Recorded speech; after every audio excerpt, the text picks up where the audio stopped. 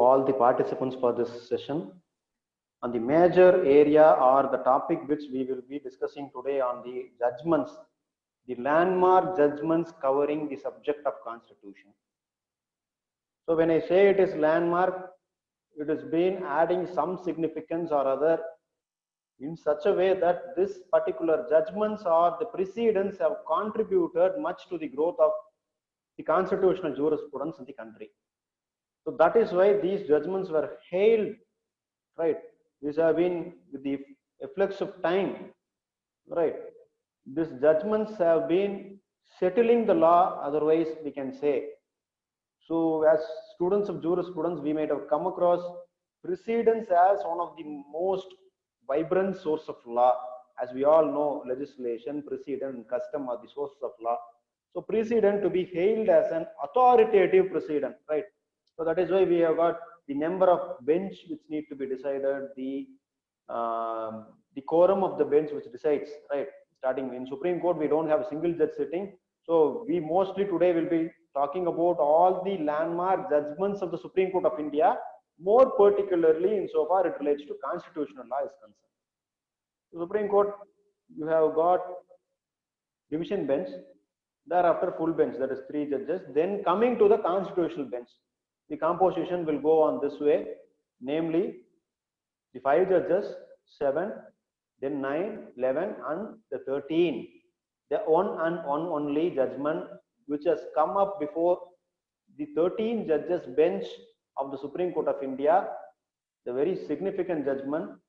Recently also, the person, His Holiness Keshavananda Bharati, Sri Keshavananda Bharati, has passed away some few days back, right? That was the only judgment as time has driven us through the journey of constitutional law. We can see, we could witness, this was the one and only judgment which was referred to the largest number of bench, namely the 13 judges bench. The significance of it, which we will be discussing in the course of discussion today. So now, to start with constitutional law and the judgments particularly, how to touch upon, how to carve first, how to make out this judgment will be the best or the better or the greatest judgment or the landmark, as we would say. So the confusion was going on in my mind ever since from the topic has been given to me.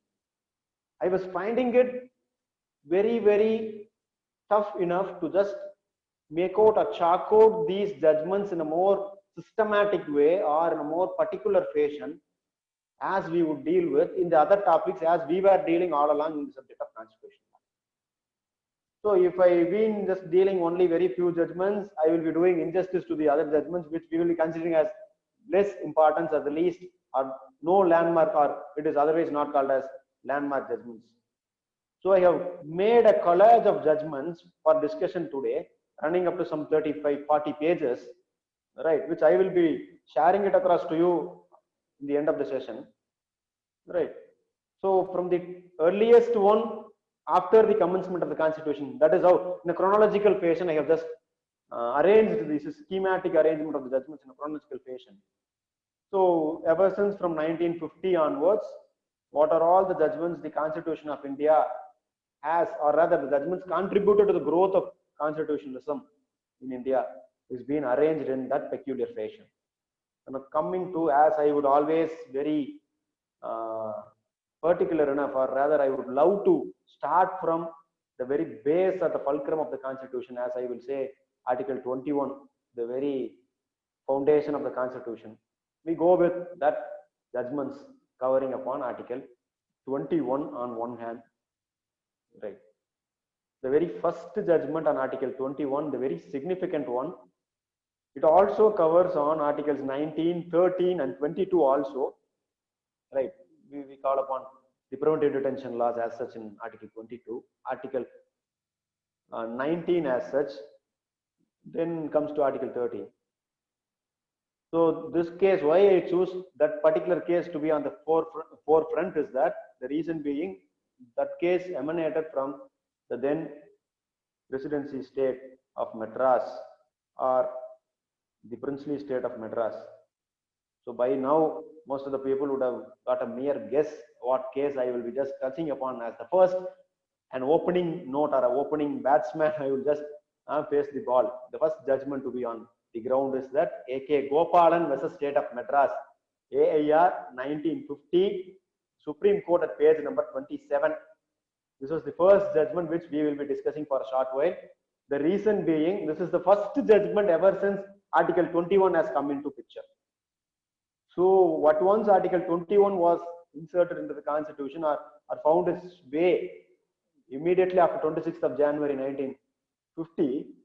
Now this was sometime in the very same year, 1950, AIR 1950, Supreme Court at page number 27, a categorical, an elaborate judgment on the point of personal liberty, that too in the context of the procedure established by law, which is encapsulated under Article 21, was vividly described in A.K. Gopalan's case. Yes, AIR 1950, Supreme Court, page number 27 was the citation. Now, going into the short, brief facts of the case, the nutshell of the facts, which I will discuss. Now, the facts of the case is in such a way: a communist leader from state of Madras was detained under a Preventive Detention Act of 1950, that point of time. So, Madras presidency, people were making all that kind of aggression and all those things, people known for that, more particularly a communist background, you know how this person would be. So now the petitioner A.K. Gopalan was detained in a Preventive Detention Act. Now he started immediately to challenge that particular detention, or I can say the bias or the legality of the detention was challenged by A.K. Gopalan. Under Article 32, he directly moved the Supreme Court. You all know, my friends of the legal fraternity will better appreciate. Once your fundamental right has been now touched or withered away, you have got no scope at all, or you need not stand before any other court except you can just barge into the corridors of the Supreme Court of India with great reverence, I can say, because Article 32 comes into picture, your fundamental right under Part 3, namely more particularly Article 21, the right to personal liberty, that of the right to life is being taken. So not only that, A.K. Gopalan has challenged inter alia the grounds of detention on certain other aspects, namely, now Article 19 also gives the right of freedom of speech and expression. That apart, it has given the freedom of movement, 19(1)(d). So what is the repercussion or implication that the Preventive Detention Act per se provides? So at once I've been arrested under a preventive detention law, my freedom of movement is curtailed totally. So that reason that has forced A.K. Gopalan to just challenge the legality of his detention, which is not so been authorized under Article 21 or under the limbs of Article 19 as such, and 22 particularly. So 22 is the key article or a specialibus article to deal with preventive detention, arrest and preventive detention. As you all know, Article 22, Clause 2, 3, 4, 5 are one as such, all these things. Now, Supreme Court has significantly discussed, has heavily come down on the conduct or the manner in which A.K. Gopalan was detained on the following aspects. Namely, his detention was not legitimate, or rather it was not legalized. Supreme Court said it is a illegal detention. Though you call it as a preventive detention, now you cannot immediately come and arrest a person by way of preventive, using the cudgels of preventive detention. Now his right, while you are arresting a person under preventive detention, you must know, you must be in a position to judge that his personal liberty is being so taken or curtailed under Article 21. Why? Because if it comes to Article 21 and 22, we can make a clear-cut demarcation. Namely, Article 22 is a self-contained code. Right? I'm not just referring to any book. If you have a textbook with you, you can just look into it. If I'm wrong, I'm going somewhere out of the way, you can just try to put me into track. Right? So the self-contained code under Article 22 is now tested on the premises of larger premise of Article 21. So Article 22 itself has provided certain preventive measures or safeguards, constitutional safeguards for a person arrested under preventive detention. Then why Article 21 is placed in a higher or a better pedestal than Article 22? That was now challenged, or that was now discussed beautifully in this judgment, namely landmark judgment of constitutional law, A.K. Gopalan versus State of Madras. Now, the detention, Supreme Court say, Article 21 says, verbatim, I'm quoting, no person shall be deprived of his right or a personal liberty except according to the procedure established by law. Kindly bear with me. Most of the participants I am told today are from North India. அதனால தான் நான் தமிழ்ல பேசுறத தவிர்த்துக்கிட்டு ஆங்கிலத்துல மட்டுமே உரையாடிக்கிட்டு இருக்கிறேன்.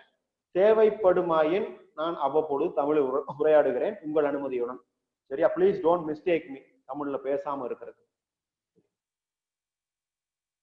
So இப்ப AK கோபாலன்ல முக்கியமா எடுத்துக்கிட்ட உரிமை என்ன அப்படின்னா, தடுப்பு காவல் தடை சட்டத்துல ஒருத்தர் கைது பண்ணி வச்சிடறாங்க. அவருடைய தலையாய அடிப்படை உரிமை என்ன பாதிக்கப்படுது?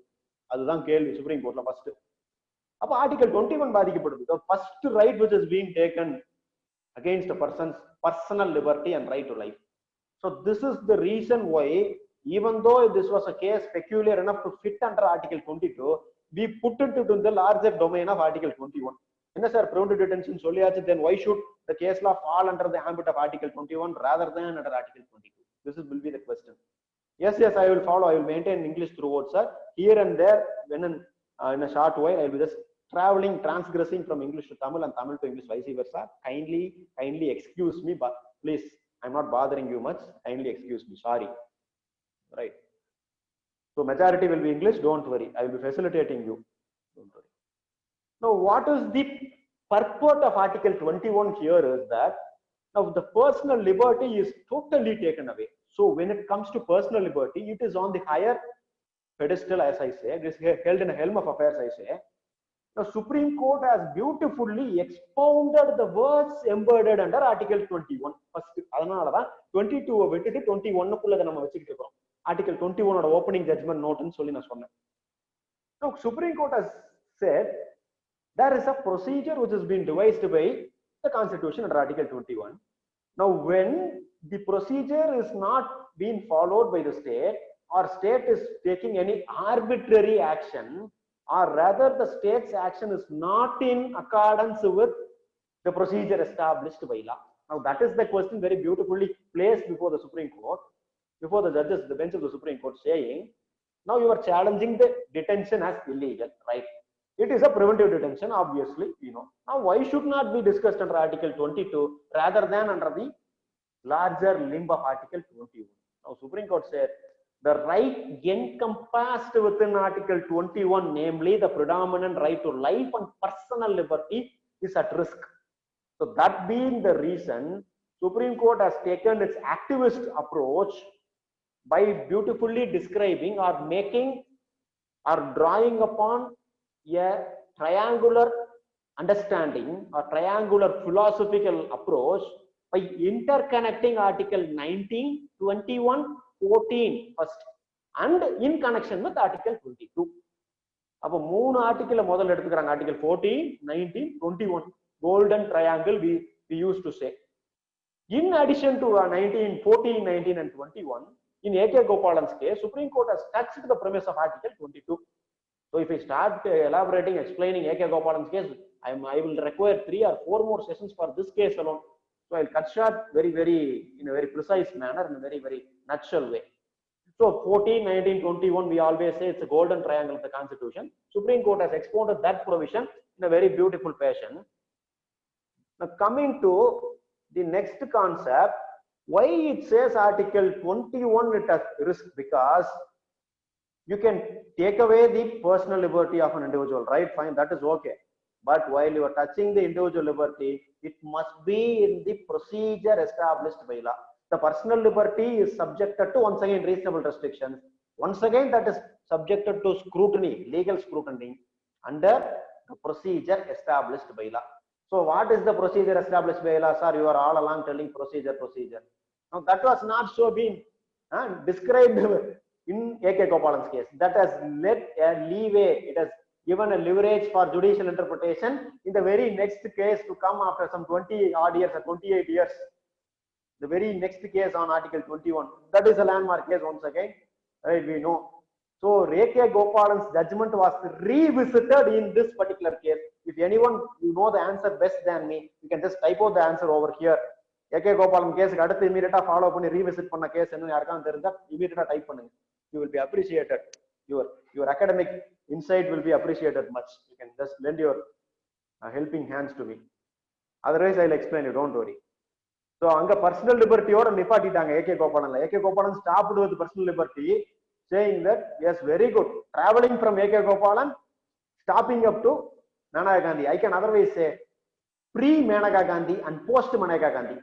What is Maneka Gandhi? Post-Maneka Gandhi, 1978 Supreme Court, 597. Right. We were talking in the terms of 1950 Supreme Court, 27. Now making a cutting parallel sequence or cutting edge across these two judgments. A winning edge will be given to Maneka Gandhi rather than A.K. Gopalan. Now why I say, because the judgment of A.K. Gopalan was revisited after 28 long years in Maneka Gandhi's case. Maneka Gandhi versus Union of India, reported in AIR 1978, Supreme Court 597. This is a landmark judgment. Now you all know the peculiar, exactly, I'm just coming there, just wait for a moment, Mr. Vinayak, I'm coming there for you, don't worry. Right, now what has happened to Maneka Gandhi is that, you all know the peculiar facts of the case. Maneka Gandhi was right royally stopped in the airport. She was prevented from traveling abroad. Her passport was impounded, seized, and the passport officials have, without giving an opportunity of fair hearing, a pre-decisional hearing, which they ought to have given, they have immediately, right royally, forthwith seized the passport. Now the right to travel abroad, right to personal liberty, then comes the part of the fair, just, and a reasonable procedure, which is not otherwise arbitrary. These are all the prominent aspects which have been revisited in Maneka Gandhi's case in 1978. The main issues or the facts that contemplate to leading to the judgment of Maneka Gandhi is that, you know, Maneka Gandhi was stopped in front of an airport, saying that her passport was subjected to the post-emergency. Once again, you should appreciate why we are talking about all these things. This is post-emergency. 1975 கிடையாது, அதுக்கப்புறம் 1978 ல Maneka Gandhi has given a new, it has opened for a new emerging contours in the field of right to life and personal liberty in 1978 after emergency. You know what has happened in emergency, ADM Jabalpur case, which we will be discussing. We were waiting for that.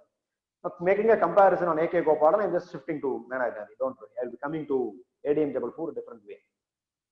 So right to travel or go abroad or visit a foreign country. This was the question which was taken in consideration in Maneka Gandhi's case.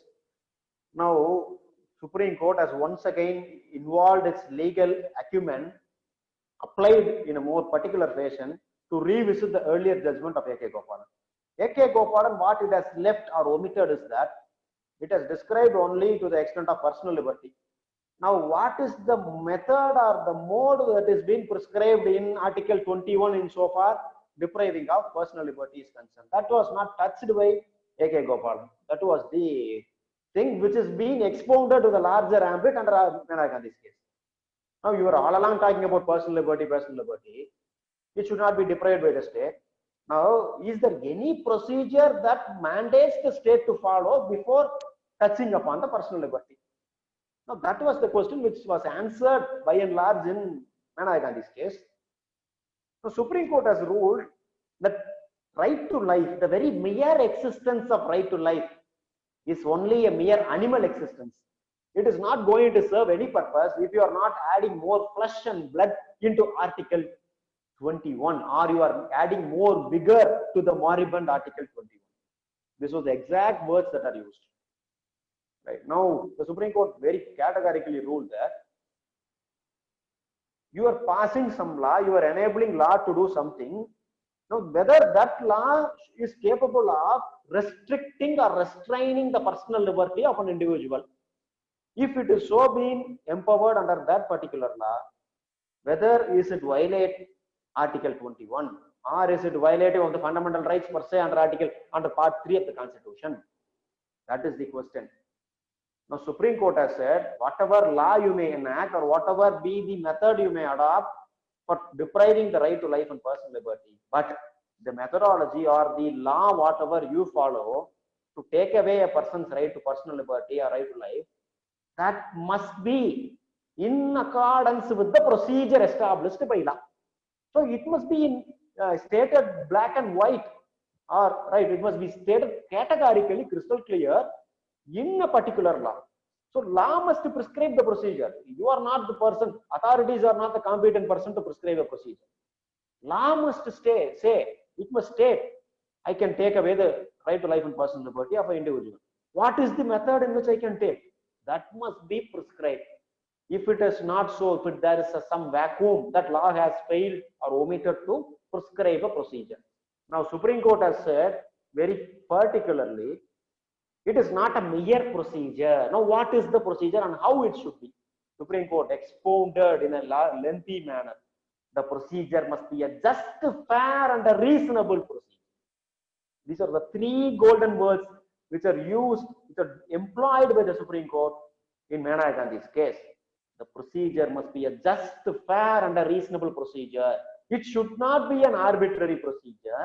It should not be a fancy form, or it should not be an oppressive. Non-arbitrariness. It should not be fanciful, according to one's acting according to one's whims and fancies, or rather it should not be an oppressive one, depriving away the right of an individual. அப்ப எனக்கு தேவையான மாதிரி ஏன் சௌரியத்துக்கு தகுந்த மாதிரி I cannot exercise my discretion over here. It is a subjective satisfaction சில இடத்துல சொல்லுவோம், right? It should not be subjective, it must be an objective அப்படிங்கிற parameter was laid down. அதனாலதான் அந்த objectivity laid down பண்றதுக்கு தான் it must be a just, fair and a reasonable procedure. This was the verdict given in Manaya Gandhi's case. Post Manaya Gandhi has given you lot of scope for interpreting Article 21 in a wider angle. This is on one side. Now emergency, during emergency 1975-76 has witnessed a spate of events which we discussed already. Now coming to life and personal liberty in the context of ADM Jabalpur's case, it is once again held to be a landmark. Why? Because the dissenting opinion was given by one particular judge, which we have discussed already, none other than lamented late Honorable late Justice Mr. H.R. Khanna, Hansraj J. Khanna. This was the gentleman who has said emergency was there. This was a 5 judges bench, constitutional bench, which we are all talking about on the constitutional bench. 5 judges, 4:1 majority. Ella judgum Indira Gandhi government favorable judgment கொடுக்குறாங்க. யாரும் government பகைச்சிக்கல. No one is prepared to spare their life, rest of the judicial life, by giving a dissenting opinion. But Khanna was emboldened.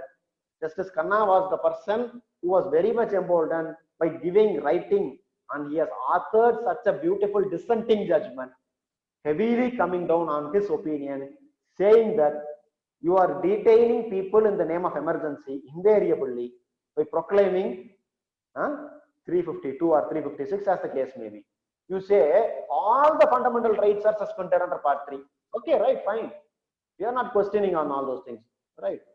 But I am coming to that. But I'm just starting with the argument. Right. Now, Khanna said, you can touch any other article. You can touch whatever be the article, you can touch it. See, Parliament is not that much supreme enough, or you are not that much forceful enough to touch one particular concept of Part 3, namely Article 21 must not be touched, the first thing which was open. They madri equally, Article 32, you can suspend all the other rights. You cannot touch habeas corpus. 226 லையும் 32 லையும் இருக்க habeas corpus move பண்ணக்கூடிய ரைட்டை தொடக்கூடாது. எல்லாரும் emergency போது நான் போடக்கூடாதுன்னு சொல்லி சஸ்பெண்ட் பண்ணலாம். The state can immediately suspend, or by virtue of proclamation of emergency, all the writ jurisdiction and all the fundamental rights under Part 3 gets suspended or stands suspended. Right, but Article 21 will not be suspended. Now, in the words of Khanna, which I am just quoting to quote Honorable Justice Khanna, he says very beautifully, detention without a trial is anathema to all those who love personal liberty. என்ன மாதிரி எழுதியிருக்காரு பாருங்க sir judgement.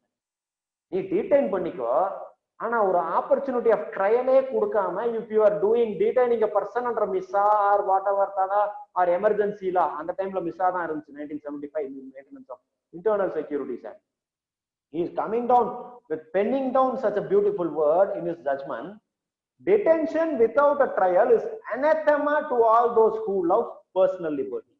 யாரெல்லாம் தனி மனித சுதந்திரத்தை விரும்புகிறார்களோ நேசிக்கிறார்களோ அவர்களுக்கு எதிரானதாக எது கருதப்படுகிறது என்றால், ஒரு தனி மனிதனை மிசா என்கின்ற ஒரு தடுப்பு காவல் தடை சட்டத்தின் கீழ் கைது செய்து கைது நடவடிக்கையால் அவன் தனி மனித சுதந்திரத்தை தடை செய்வது தனி மனித சுதந்திரத்திற்கு நேசிப்பவர்களை புண்பட செய்கிறது.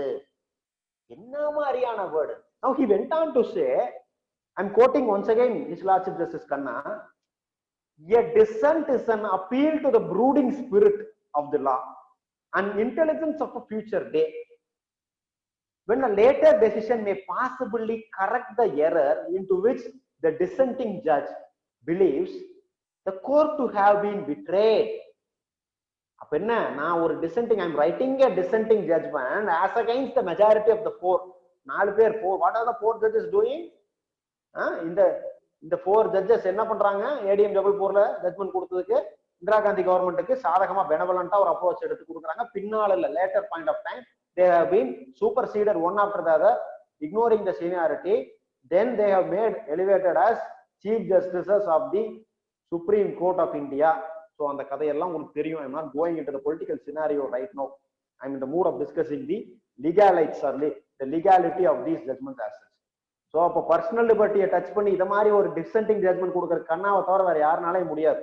It is none other than Khanna is so emboldened enough to come out with such a beautiful judgment penning on a dissenting note. But this dissenting judgment is being spoken up all along. We hail the dissenting part of the judgment as the landmark judgment, not the majority judgment, right? So this is one particular view. We have to accept that Khanna has taken reverence in his thought and he has got courage in his convictions, right? Saying that it is an aberration where constitutional jurisprudence of this country, now desirability of burying the majority of the opinion and writing the new resurrected judgment. அப்படின்னா என்ன, 3-4 பேர் எழுதின majority ஜட்ஜ்மெண்ட்டை குழி தோண்டி மொத்தமா புதைச்சிட்டு தனிப்பட்ட முறையில கண்ணா எழுதின டிசென்டிங் ஜட்ஜ்மெண்ட் உயிர் தெழுந்து ஆர்டிகல் 21க்கு உயிர்ப்பிச்சு இருக்கு அப்படிங்கறத நம்ம கண்ணார கண்கூடா இந்த ஜட்ஜ்மெண்ட்ல பார்க்க முடியும். I'm just coming practically, I'm not looking into anything, I'm just after reading the judgments, insightful judgments, நான் உங்களுக்கு டிஸ்கஸ் பண்றது எல்லாமே இந்த ஜட்ஜ்மெண்ட்டை நீங்க படிச்சிட்டீங்களா சார்னு கேட்பீங்க. நான் ஒரு குறைஞ்சது ஒரு 20-30 வாட்டியாவது இந்த ஜட்ஜ்மெண்ட்ஸ் படிச்சிருப்பேன். அதனாலதான் எக்ஸாக்டா அந்த வேர்ட்ஸ் என்னால சொல்ல முடியுது. So this is the love and passion which I have got for this subject of constitutional law is concerned.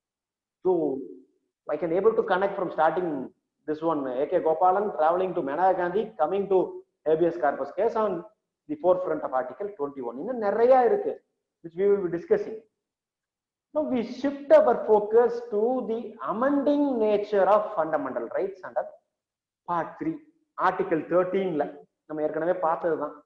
Whether law is defining, or Article 13 clause 2 is defining the definition of law, the term law, whether it includes the term amendment, right? So this is the first case where the first amendment to the Constitution was challenged in the Supreme Court. 1952 Supreme Court, 1952 SCR page number 89. So Shankari Prasad versus Union of India. So you all know. So an amendment was made to the Constitution. This land laws or whatever we touch across, the Zamindari abolition, all those things, right? So Shankari Prasad case, as now Supreme Court held that the power of amending the Constitution vested under Article 368 upon the Parliament, whether is it wide enough or is it includes the power wider to take away the fundamental rights guaranteed under Part 3. So we say amending the Constitution is the Article 368. Simple majority, special majority by ratified by the states concerned. This, whether this amending powers vested on the Parliament under 368, do Constitution is giving power to Parliament is the sky limit power. இந்திய அரசியலமைப்பு சட்டத்தை திருத்துவதற்காக பாராளுமன்றத்திற்கு, இந்திய பாராளுமன்றத்திற்கு கான்ஸ்டிடியூஷனுக்கு கீழே confer பண்ணியிருக்க power வானளாவிய அதிகாரம் உள்ளதா 368? அதுதான் கேள்வி.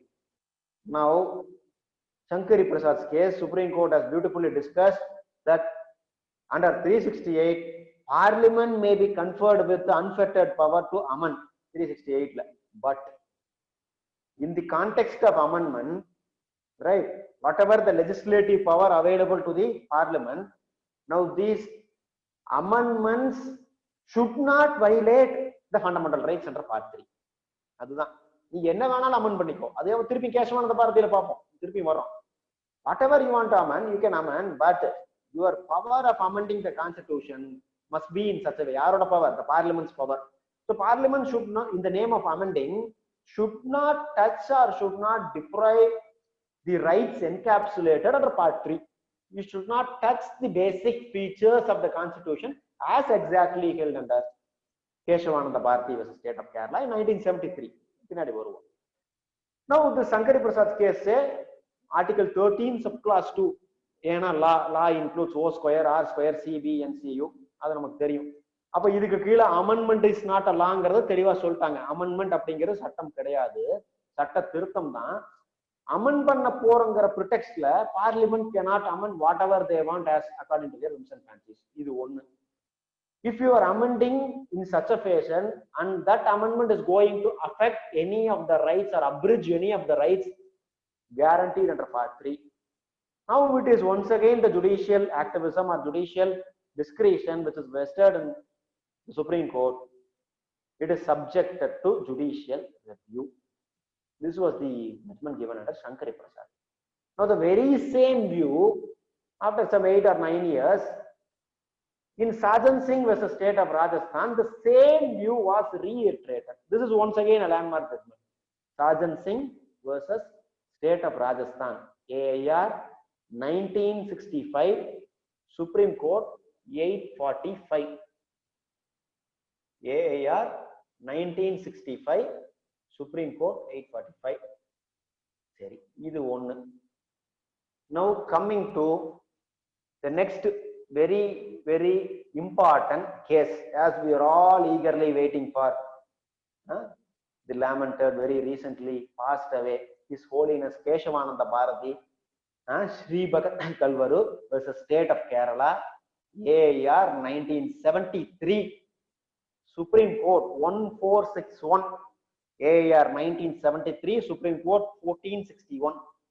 The constitutional history was rewritten, or the Supreme Court had an occasion to deal with the constitution as such, the amending power of the constitution, as we were dealing under Sankari Prasad and Sajan Singh, which was once again subjected to a litmus test under Keshavananda Bharati. But this time the matter was referred to a largest number of bench, or not the largest ever seen bench, namely the 13 judges bench.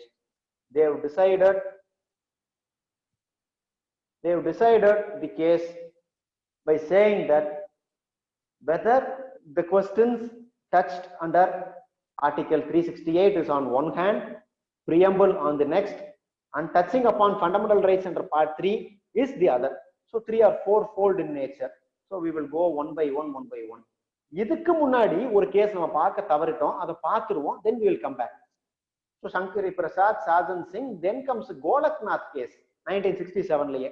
இது வந்து என்னன்னா IC Golaknath versus State of Punjab. This was sometime by a 9 judges bench. Right, normally it may be a 9 judges bench, I hope. What has happened? Now Golaknath's case has held constitutional amendment is not a law. அரசியலமைப்பு சட்டத்திற்கு கீழ் கொண்டு வரக்கூடிய சட்ட திருத்தங்கள் will not be called as law within the meaning of Article 13. Right. So Article 13 க்கு கீழ what is the power of the parliament to amend a law? Now Golaknath's case simpliciter dealt with concluding saying that amendment is not a law. சட்ட திருத்த மசோதாக்கள் சட்டமாக பாதிக்கப்பட முடியாது. இதுதான் இதோட முடிச்சிடுறாங்க. ஆனா பேசிக் ஸ்ட்ரக்சர்ங்கிற கான்செப்டுக்குள்ள கான்ஸ்டிடியூஷனுக்குள்ள போகல. But this was overruled by a largest number of bench in 7:6 majority. His Holiness Keshavananda Bharati versus State of Kerala, AIR 1973, Supreme Court 1461. This was the case which has rewritten the constitution, which I can say. This is the mini constitution, I can say once again. Why I say mini constitution? Thereafter, lot of amendments were taking place. 42nd amendment அதெல்லாம் பின்னாடி வந்துச்சு. அத mini constitution சொல்லுவோம். ஆனா judge made law பொறுத்த வரைக்கும் this is the most visited judgment called as the mini constitution. The reason being, we were been telling all along, you can amend whatever, sky limit is the power of the parliament, etc., etc., but you should not alter, or you should not touch, or you should not violate the basic structure or abridge the fundamental rights னு பேசுறோம். Okay, ஆனா basic structure னா என்னன்னே discuss பண்ணவே இல்லை எந்த ஜட்ஜ்மெண்ட்டுமே. It is the none other than only one judgment which has categorically propounded the doctrine of basic structure in Keshavananda Bharati. This case is also otherwise called as basic structure doctrine case. Right? 13 judges bench has started writing, has started engraving the basic structure into the annals of constitutional history. Now, what is that basic structure doctrine which the court has come out with? Right, 13 judges. Now they started, arguments itself went on for more than hardly for 2 months or 2.5 months, I believe, I suppose, continuously. ஒரு 65-70 நாட்கள் தொடர்ந்து arguments போச்சு. Right, where Nani Palkiwala and other stalwarts of the constitutional history or constitutional jurisprudence appeared and made their submissions before the 13th judges bench. What has happened is, yes, roughly around 60 days னு சொல்லிட்டேன். Exact ஆன days தெரியல, sorry கோச்சுக்காதீங்க. If someone knows, thanks for saying 68 days. So it has taken that much period of time to decide. What is that has been decided finally? Now it has propounded a beautiful doctrine which is hailed even today as the one of the most spoken doctrine under constitution, namely basic structure doctrine. Now what is basic structure? Once again, it has categorically stated, encapsulated, sovereignty is a basic structure, independence of judiciary is a basic structure, right? All those things, preamble is a part of the constitution. Right? All these things were hailed to be the basic structure under Keshavananda Bharati's case. Right? So this basic structure has given the way finally by saying, conclusion enna appadina surukama, you can touch or alter, you can do whatever want in terms of amendment to the constitution, but you are touching, you are amending, altering the basic, altering the constitution must not take away or must not defeat the basic structure of the constitution. இந்திய அரசியலமைப்பு சட்டத்தின் அடிப்படை கட்டமைப்பை சீர்குலைக்காத வண்ணம் உங்களுடைய சட்ட திருத்தங்களை நீங்கள் மேற்கொள்ள வேண்டும். யாரு? பாராளுமன்றம் மேற்கொள்ள வேண்டும். So you have got ample power. We are not disagreeing with that. Right? Now, by that alone does not confer you a sky limit power on you by saying whatever you can want, you can do it directly or indirectly. அப்படிலாம் இல்ல. Your power of amending the constitution is to that extent under 368. You can alter, you can touch, you can do whatever you want with the preamble or any part of the constitution, particularly in fundamental rights concern part 3. But your way of amending the constitution should not violate or touch or defeat the theory or structure or the basic structure of the constitution. Once again, this basic structure doctrine, after 2 years later, immediately in yet another case where during emergency Indira Gandhi's government was facing lot of intricacies and difficulties, where Indira Gandhi contested in Allahabad, right? Allahabadல ஒரு தொகுதியில எலெக்ஷன்ல நிக்கறாங்க. அப்போ there was something saying that her election was challenged. That was challenged in case of Indira Nehru Gandhi versus Raj Narayan, AIR 1975, Supreme Court 2299. So the 39th constitutional amendment was enacted by Indira Gandhi's government, by which a provision under Article 329 capital A was introduced. அப்படினா என்ன? The election to the office of president, prime minister, speaker or members of the speaker of the Lok Sabha is beyond the scrutiny of judicial review. Appo prime minister election or president election or the speaker's election cannot be subjected to tested before the Supreme Court or any other courts. It is beyond judicial review. This is not 39 Constitution Amendment 1975.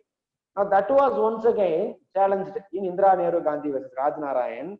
The Supreme Court has said Article 329 capital A, whatever is inserted by this amendment, 39th amendment, was beyond the Parliament's power of lawmaking, or rather this particular provision is destroying the very basic structure of the Constitution. You cannot safeguard yourself, namely the President's office, Vice President, Prime Minister, Speaker of Lok Sabha. இவங்களோட எலெக்ஷனை எல்லாம் என்ன பண்ணக்கூடாதுங்கிறாங்க, கொஸ்டினே பண்ணக்கூடாது கோர்ட்ல. நான் எப்படி வேணாலும் election ஜெயிப்பேன், நான் என்ன மாதிரி மெத்தட் வேணாலும் அடாப்ட் பண்ணி நான் ஜெயிச்சு வந்திருக்கலாம், ஆனா அதை போய் நீ சேலஞ்ச் பண்ணக்கூடாது. இது நியாயமா? Is it fair on the part of a person to say that? Now that was challenged in Indira Nehru Gandhi. இதுல கதையெல்லாம் என்னாச்சுன்னு தெரியும். இதுல சீஃப் ஜஸ்டிஸ் ரே, குரோவர், ஷீலன், பேக் இவங்க எல்லாம் இருக்காங்க ஒரு குரூப்ல. இதுல ஒருத்தர் வந்து ஃபேவரபிள் ஜட்ஜ்மெண்ட் இந்திரா காந்திக்கு கொடுத்தாங்க. அதனால அவரை சீஃப் ஜஸ்டிஸ் ஆஃப் இந்தியாவா 3-4 பேர்த்த சூப்பர் சீட் பண்ணி போய் உட்கார வச்சாங்க. I don't want to name, you can just refer to it. சரியா? 3 பேருக்கு பின்னாடி இருந்த ஒரு person was elevated as chief justice of India for giving a favorable judgment to Indira Gandhi. This is one particular judgment. Now after emergencies and all over, we are post emergency period, we are just traveling, touching upon 1980. This is one particular landmark judgment, Minerva Mills versus Union of India, AIR 1980, Supreme Court 1789. 42nd amendment, நமக்கு தெரியும் mini constitution னு சொன்னோம். Inserted the word secular and all those things, right, to the preamble. Whether that could be challenged before the Constitutional Court, Supreme Court la challenge பண்ண முடியுமா? Whether inserting some words into the preamble is violative of basic structure doctrine, which was propounded in Keshavananda Bharati's case, or is it not subjected to judicial review? All right, this was the judgment in AIR 1980, Supreme Court 1789. That is, thanks for typing out the page number. Minerva Mills versus Union of India. So now Supreme Court has said you cannot amend whatever you want to do under Article 368. Once again, your Parliament's power is not unlimited. It is not expressly granted. It is so confined to a particular limit, right? If you are amending beyond or violating the basic structure of the Constitution, then that amendment is held violative of the basic structure. The court, by a majority of 4:1, is Anju Judge bench, it hold that Article 368, Clause 4 and 5 had violated the basic structure of the Constitution. ஏன் அப்படின்னா, Parliament's power to make a constitutional amendment is limited to that extent. ஏன்? Because making such an amendment violating the basic structure itself is a basic featureங்கறாங்க. எப்படி பாருங்க, ஒரு கான்ஸ்டிடியூஷன்ல இருக்க amendment பண்றதுனா part 3 violate பண்ணியோ இல்ல பேசிக் ஸ்ட்ரக்சரை வயலேட் பண்ணி ஏதாவது அமெண்ட்மென்ட்ஸ் கொண்டு வந்திருக்கீங்கன்னா, you are violating once again that basic structure. And the amendment pandradhe basic structure against another, right? Parliament is not supreme because Constitution is hailed as supreme one, so you are defeating the basic structure as such. இதுதான் ஒரு கேஸ்ல. இதே லைன்ல அப்படியே Minerva mills தொட்டு 2007ல ஒரு judgement வந்துச்சு. 2007 recent அப்படியே ட்ரேஸ் பண்றேன். 2007 2 SCC page number 1, we popularly called as 9th scheduled case, IR Coelho versus state of Tamil Nadu. இங்க இருந்து போன கேஸ் தான். IR Coelho, COELHO, Coelho versus state of Tamil Nadu, 9 judges, 2007 2 SCC page number 1. என்ன பண்றாங்க, state is making some law, reservation or whatever law. Now to avoid judicial review or to avoid the interference by the court, state, whatever state is making a law, it is taking those laws and putting into the box or putting into the safe custody of 9th schedule. Yes, or 9th schedule. Whatever laws that are placed within the box of 9th schedule is not subjected to be challenged under judicial review. It is beyond judicial review. அப்போ 9வது அட்டவணையில 9th schedule of the Constitutionல ஏதாவது ஒரு லாவை கொண்டு போய் செருகி வச்சிருந்தோம்னா, if you are inserting some particular law in 9th schedule, court's judicial review power is curtailed insofar as that particular laws which are contained within 9th schedule.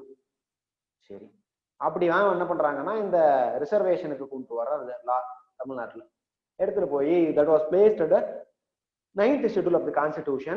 The IR Coelho's case challenged that 9 judges bench has given a categorical distinct judgment saying that whatever was held as basic structure as part of Keshavananda Bharati's case, judicial review is also a basic structure. பாத்தீங்களா எவ்வளவு பியூட்டிஃபுல்லா பேசிக் structure குள்ள எதையெல்லாம் வச்சுட்டு போனதுனால கேஷவானந்த பாரதியில இப்ப எப்படியெல்லாம் எடுத்துக்கிறோம் பாருங்க.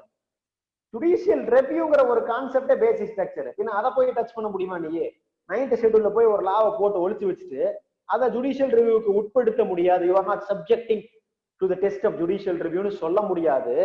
ஏன்னா ஜுடிஷியல் ரெவ்யூ பண்ற ஃபங்க்ஷனே சுப்ரீம் கோர்ட்டுக்கு ஒரு basic ஸ்ட்ரக்சர்ங்கிறாங்க.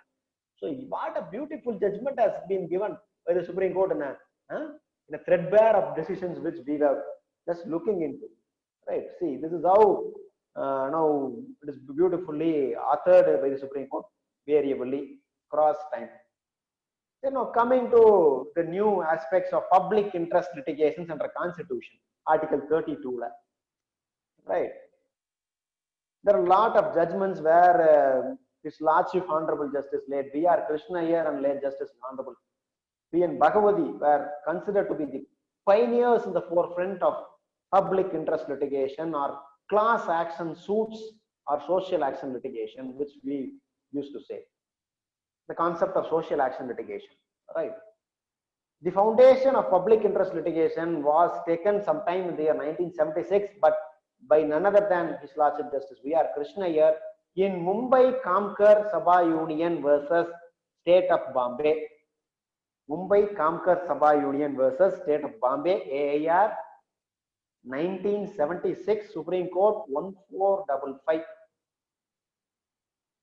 Now, the beautiful judgment of the Supreme Court. What it says, under public interest litigation under Article 32, if you are invoking, it is called as pro bono public interest litigation. For the larger benefit of the public at large. Pro bono public. அதனாலதான் சொல்றாங்க it is a class action or a representative litigation. There is no formality, or we can say the rule of locus standi was relaxed or liberalized in this Mumbai Kamkar Fertilizer Kamkar Sabha versus Union of the State of Bombay. Right? அப்போ public interest litigation போறதுக்கான locus ஸ்டாண்டே relax பண்ணி கொடுத்த case இந்த case தான். The very beginning case of public interest litigation, pro bono public interest. This was once again taken prison administration la Article 21 touch பண்ணியே Constitution la AIR 1978 Supreme Court 1675. Sunil Batra versus Delhi administration. Prison reforms க்கு ஒரு landmark judgment இதுதான். A person suffering incarceration or shrinkage inside the prison for invariable point of time. Now, Constitution has crystallized his rights under Article 21. A person is not capable of, first of all, coming out from the prison. Right? The Supreme Court has taken, or the intervention taken by the citizens or public welfare activists in the process of litigation filed before the Supreme Court, seeking for the rights or protection of the rights of the under trial prisoners or the prisoners reforms, as such we used to say. Article 21 again has been taken, right? Sunil Batra's case, once again it says a person should not be unnecessarily incarcerated into jail. Prison justice, what is that? Either base pannithaan subsequent there was a case which is called as Rudal Shah versus State of Bihar. An epistolary jurisdiction or postcard or letter card jurisdiction was introduced. A person who was termed to be in a prison for 14 years imprisonment or whatever period of imprisonment is that, even after the completion of imprisonment period is over, he was not let out. He was still there inside the prison there after some 10 or 12 years. தண்டனை காலம் முடிந்தும் கூட the person is incarcerated. அதுதான் we were just dealing with Rudal Shah versus State of Bihar. Epistolary jurisdiction, right? The Supreme Court started accepting the letters addressed to the individual names of the Supreme Court judges by way of postcard written by a prisoner serving the sentence inside the jail. That is one judgment, Rudal Shah's case. Now coming to the plight of the people of the victims of bonded labor. Bandhu Mukti Morcha versus Union of India, 1984, 3 SEC 161. Once again, a public interest litigation has been filed. Right. The reason is a person who is not capable of moving the Supreme Court for filing public interest litigation itself. ஒரு public interest litigation போறதுக்கு கோர்ட்டை போய் approach பண்றது, supreme கோர்ட்டோ ஹைகோர்ட்டையோ, அதுக்கே அவங்ககிட்ட பணம் கிடையாது. He is not having sufficient means. He is not having, he may be an indigent person, he is an economically or a socially downtrodden or a disadvantaged person.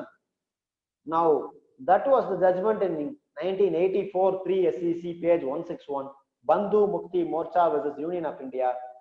The Supreme Court has got very pathetic concern for release of the bonded laborers who are suffering, who have been turmoil across the country in various industrial atmosphere. Right, they are all because of their socially then economically disadvantaged position. They could not move the court at all. Right, they could not assert their rights at all by way of lack of awareness, education, etc., etc. The socio-cultural factors or pattern of life doesn't permit them to seek redress. Upper public interest litigation uடைய underlying philosophy was discussed in this Bandhu Mukti Morcha. Seri. Now coming to yet another case. You might have all come across Aruna Shanbagu versus Union of India. Aruna Shanbagu versus Union of India. Whether a person under Article 21 has got right to die, whether right to life includes right to die. A person of a vegetative state or a persistent vegetative condition. A person who is in a coma or a passive euthanasia. The word used here is mercy killing, or rather we used to say passive euthanasia. Aruna Shanbagu versus State of Bombay or whatever. I just take note of the citation I will give you. Now what has happened? A person who was subjected to a rape, as a resultant of the rape offense, she is victimized. She has been in a continuous vegetated, permanent vegetated state for 36 long years. 36 வருஷம். Now this person is not able to eat properly. She is put into coma. She is under a continuous ventilator support. Life support has been given. She is not able to talk, walk, anything. நம்ம வசூல் ராஜா படத்துல பாக்குற மாதிரி தான். You can just giving a very very casual approach, don't mean it otherwise. சரியா? Very very sorry to say this. சரியா? So out of the worst condition of the life which the person has been laid to rest in the bed, they want to permanently rest this person at peace. She has to be rest in peace. Now the relatives and close relative spouse or the parents of the person have moved the Supreme Court asking that whether the person right to life or live with human dignity is also mutantis equally conferring some right of a person to die with dignity. நீங்க right to life அப்படின்னா to live with dignity ன்னு சொல்றீங்க. But these persons are asking in the negative connotation, right? To live அப்படிங்கிறது கிடையாது, to die with a dignity. Better the person can be subjected to be euthanasia or mercy killing with the approval of the medical team of doctors and by the court judicial approval, whether the person can be injected with some lethal injections for the purpose of taking the life in a more and more calm state. That is one particular case, euthanasia க்கு பார்த்தது. Right. This is one particular case which we have to come across. Then recently, the rights of transgender persons as a third gender, which now government is necessitated to incorporate a column in terms of application, etc., etc., right? That was National Legal Services Authority versus Union of India and others. 2014 Supreme Court. Right, 2014 Supreme Court. right? Passive euthanasia முடிஞ்சிச்சு. இப்போ அடுத்தது transgender, the third gender people, right? We used to call them as. So whether gender discrimination or the constitution is showing any kind of gender equality, or the constitution itself is a general neutrality, two concepts are there. Whether we are following discriminative practices in terms of gender discrimination, or constitution is showing some kind of a gender neutrality by way of revealing the gender identity of a individual. Full citation enakku theriyala, I am not aware of the full citation, so kindly pardon me. It is in the year 2014 Supreme Court. You can just refer National Legal Services Authority, NALSA versus Union of India. Adan case la NALSA, NALSA versus Union of India. So constitution says the units or some other persons as the part of third gender, they must be regarded with due reverence, with dignity to life as third gender over and above the two digits male female and the binary digits gender madriye. Third gender ku you should provide a column facilitating them, right? This is one particular judgment. Now coming to yet another judgment where right to privacy, இது முன்னாடியே நிறைய கேஸ்ல இருக்கு. Kharak Singh's case, R Rajagopal versus state of Tamil Nadu 1994 Supreme Court. Kharak Singh's case, lot of cases, Govind versus state of MP, citations, just make note of the cases, note பண்ணிக்கங்க. கரக் சிங், அது Kharak Singh's case ஒன்னு. Govind versus state of MP, R Rajagopal versus state of Tamil Nadu. This was 1994 sometime or 97, ஞாபகம் இல்ல, 94. இத base பண்ணி right to privacy was beautifully discussed by the constitutional bench. Justice K.S. Puttasamy versus Union of India, 2017 10 SCC page number 1. 2017 10 SCC page number 1. We popularly call this landmark case as the Aadhaar case or Aadhaar identity card case. The Supreme Court has said or held right to privacy as part of the constitutionally protected right under Article 21 of the Constitution. Now it has also held that what are all the elements of privacy? Summa privacy nu solrom. We mean to say all physical privacy, psychological privacy, mental privacy, ellame, what not and what could be within the ambit of privacy. This was expounded in the case of Justice K.S. Puttasamy versus Union of India. This is one particular case. And due to paucity of time, I'm just giving only the head note and the case names alone. Just kindly bear with me.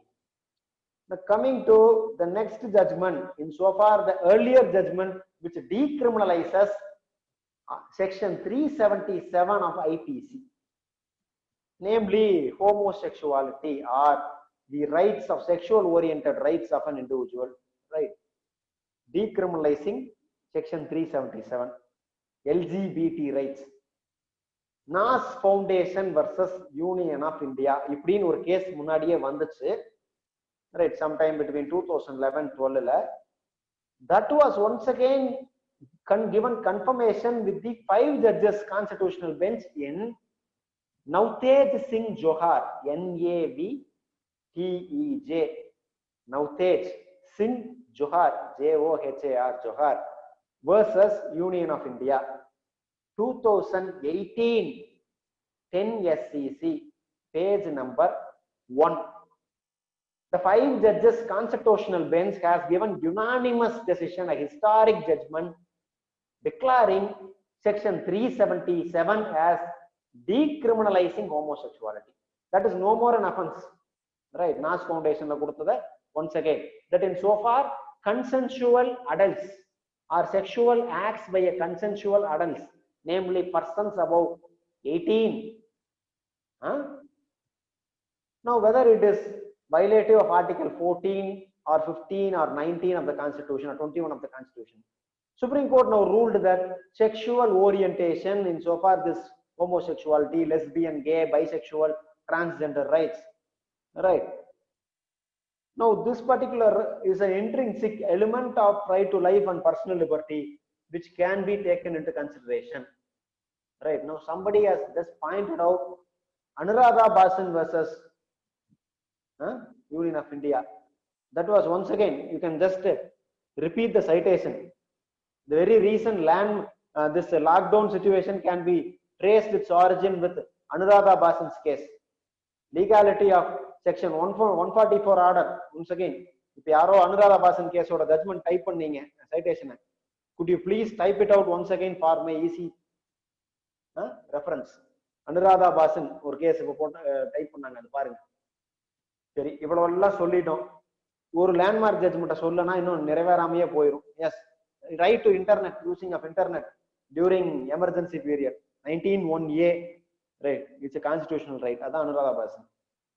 Coming to gender neutrality, preventing of sexual harassment of working women at workplaces, the guidelines beautifully drawn, namely Vishaka versus State of Rajasthan, AIR 1997, Supreme Court, at page number 3011. The 3 judges bench comprising of Justice J.S. Verma, Chief Justice as he then was, then Justice B.N. Kripal and Justice Sujata V. Manokar, has given a beautiful guidelines called as Vishaka's guidelines in terms of judicial activism, filling the constitutional, legal, legislative vacuum that has arisen. AIR 1997, Supreme Court 3087 கிடையாது, 97. Citation is wrong, someone typed 1997, Supreme Court at 3011. Yes, now it is right. So a brutal gang rape of a person, social worker from Rajasthan by name Banwari Devi, who was preventing a child marriage. She was raped by a gang of 5 men at the workplace. Now Supreme Court has received a public interest litigation from a Vishaka, an NGO working for women's education and particularly research, took up the cause of this case and challenged the issue of sexual harassment of working women at the workplaces. Supreme Court has given elaborate guidelines called as Vishaka's guidelines, which took 14 long years for the Parliament of India to fructify those guidelines in the form of a law by way of Sexual Harassment of Working Women at Workplace Prevention, Prohibition and Redressal Act, sometime in the year 2012. I hope so, right? Some 14 long years was the journey where, until Supreme Court made it very particularly, it borrowed various guidelines from the international conventions and treaties, namely CEDAW Convention, Convention on Elimination of Discrimination of all forms of violence against women, whatever it is, right? So all those things are part of Vishaka's guidelines. You can just look into. Time pathala, adanal I'm just cut shorting it, don't mistake me. Then triple talaq, mukkiyamaana judgment, right? Saira Banu versus Union of India, 2017, right? That was judgment dated 22nd August 2017. 5 judges bench has held that a marital relationship between a Muslim Islam woman and a man can be broken capriciously or whimsically by a Muslim man without attempt to reconcile it for any purpose. Now, triple talaq held to be unconstitutional under Article 14 of the Constitution, right? So now that is one judgment, triple talaq. Now coming to the next close curtains of the sensational judgment, Indian Young Lawyers Association versus State of Kerala, entry of female devotees into Sabarimala temple for worship. Judgment dated 28th September 2019. Right. Now we can discuss all deliberations come, right? The Constitution bench of the Supreme Court of India, headed by the Honorable Lordship Justice Deepak Misra, as he then was, it overruled the Kerala High Court's 27-year-old decision that restrictions should be there into the temple of Sabarimala. Right, the court now has entered into the, I'm not going to comment on Sabarimala judgment, right? Secularism and the context equality kullalam pogala. So people, though they might hail this judgment as equal right for women, and some people will definitely say that this judgment where Supreme Court ought not to have stepped into the religious tenets or the religious domain of sentiments of the particular sect or religion, they have failed to cut out a judicial restraint and thereby reached beyond its boundaries and transgressing into that dualistic approach by saying, in order to glorify and venerate women as goddess on one hand, right, and by imposing rigorous religious sanction. Now, Supreme Court has categorically said, female has got every right to enter into Sabarimala temple. Right, this is one particular case. Right. Now, one more very recent case, 2019, 3 SEC, page number 39, Joseph Saini versus Union of India,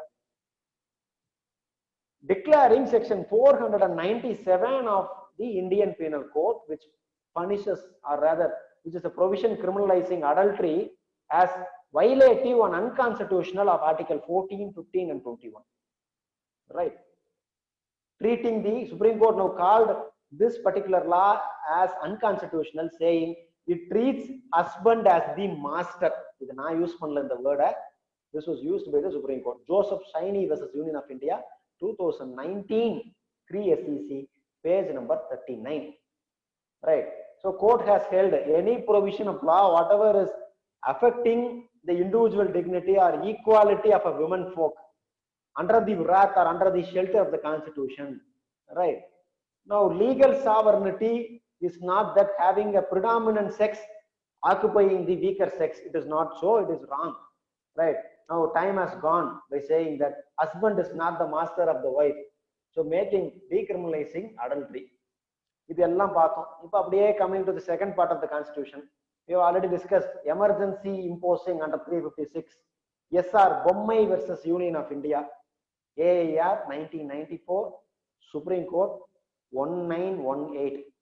So what is the presidential proclamation or governor's report, whatever is the material consideration for deciding or proclaiming emergency, the report forwarded to the president, right?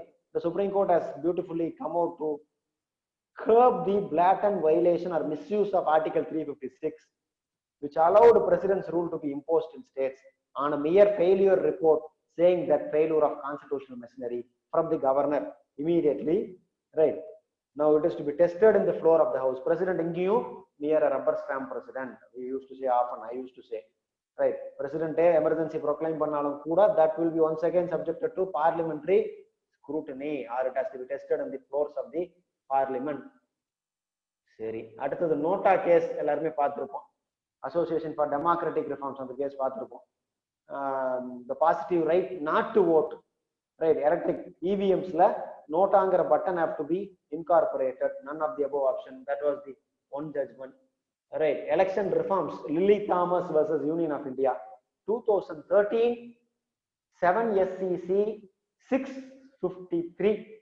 Tamil Nadu has also witnessed a spate of event very recently based on Lily Thomas judgment. Enna public interest litigation, saying that declaring Section 8, subsection 4 of the Representation of People's Act, namely, which was hitherto allowing convicted members of legislative bodies for 3 months' time to appeal against conviction. Now, court held that once a person is convicted and awarded minimum 2 years period of imprisonment, the day when they have been declared as convicted for 2 years imprisonment imposed, they would cease to be the member of that house from where they elected. Tamil Nadu kuda or minister recent and the madri ananga. I am not naming that person. He was also a minister, not only MLA. Right? A special court, exclusively special sessions court to deal with the offences relating to MLAs and MPs. Chennai la irukku. And the court order judgment vanda udane the very same day evening, he lost his membership in the legislative Tamil Nadu State Legislative Assembly. Lily Thomas versus Union of India, 2013, 7 SEC 653. There are number of other cases, Palaya case, Pudu case, Mari Pathirukkom. SP Gupta versus Union of India, AIR 1982, Supreme Court 149, All India Judges transfer, nothing but, right? Yes, right. So this was the All India Judges transfer case, right? Judges are invariably transferred under Article 124 and 217. Now, independence of judiciary violate பண்ற மாதிரி இது இருக்க கூடாதுன்னு சொல்லி வந்த first case தான். So you can just take note of that case. Aduk follow panni next there was a case for second judge's case challenging or assailing the collegium system. Supreme Court Advocates on Record Association versus Union of India, 1993, 4 SCC 441, second judge's case. So this is a 9 judges bench, SCARO, whatever, Advocates on Record Association case. So that we have to take into consideration. In the same lines, 2016, 5 SCC, page number 1, National Judicial Appointments Act. Once again, Supreme Court Advocates on Record Association versus Union of India, All India Judicial Services, NJAC, National Judicial Appointments Commission, 2016, 5 SCC, page number 1. Right, once again, to replace the collegium system, NJAC varnunanga, adukku ottukala. No, NJAC Act 2014 was held to be separation of powers violate irukku, unconstitutional nu 4:1 majority la 5 judges bench struck பண்ணிட்டாங்க 99th constitutional amendment. But there are other cases, Indira Sahni versus Union of India, reservation creamy layer, 1993, AAR 1993, Supreme Court, page number 477.